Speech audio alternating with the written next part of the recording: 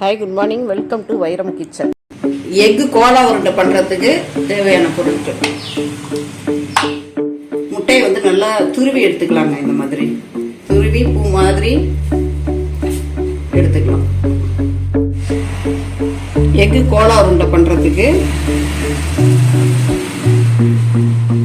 இஞ்சி பூண்டு paste, chilli powder, garam masala powder, மஞ்சத்தூள் 1 spoon, garam masala 1 spoon, chilli powder 1 spoon, இஞ்சி பூண்டு பேஸ்ட் 1 ஸ்பூனு. இது போட்டு இதில் மிக்ஸ் பண்ணிக்கலாம்.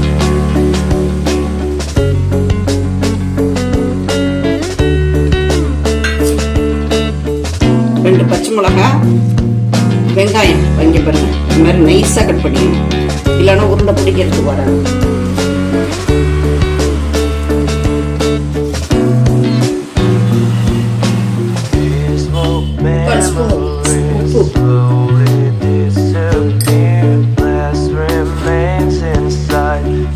சின்ன ஸ்பூனு, அதனால 1 ஸ்பூன் பெப்பர்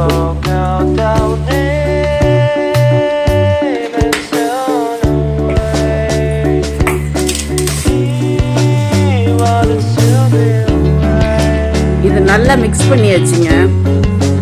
இப்போ உருண்டை பிடிக்கிறதுக்கு நமக்கு நல்லா ஈஸியாக வரணுன்றதுக்காக உடச்சக்கல்ல பவுடர் ஒரு 25 கிராம் நம்ம சேர்த்துக்கலாம்.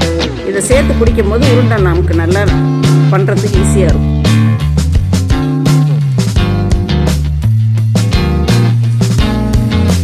உருண்டை இந்த அளவுக்கு உருண்டை விட்டுட்டு நம்ம எக் வந்து நல்லா கலக்கி வச்சுருக்கோம். அதில் போட்டு பிரெட் க்ரம்ஸ் எல்லாமே இந்த மாதிரி உருண்டை எடுத்தாச்சுங்க.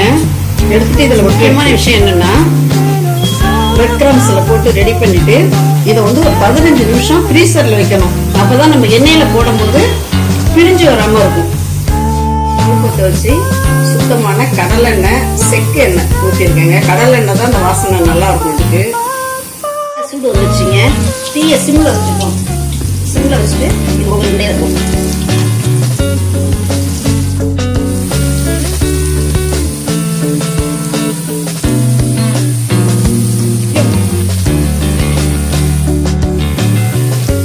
தீ மட்டும் அதிகமாக வச்சிடாதீங்க.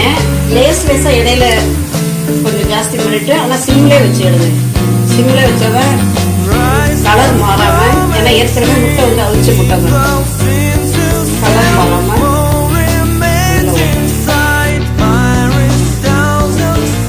எக்கு கோலா உருண்டை ரெடி ஆயிடுச்சுங்க.